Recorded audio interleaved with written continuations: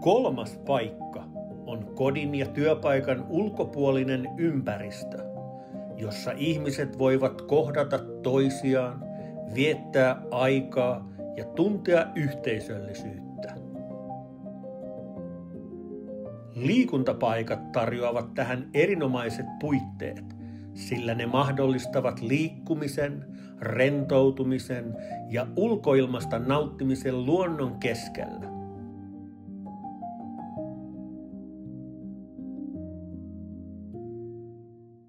Ne rohkaisevat ihmisiä viettämään aikaa kodin ulkopuolella ystävien ja uusien tuttavien seurassa, ja näin ne toimivat vahvoina yhteisöllisyyden rakentajina arjessa.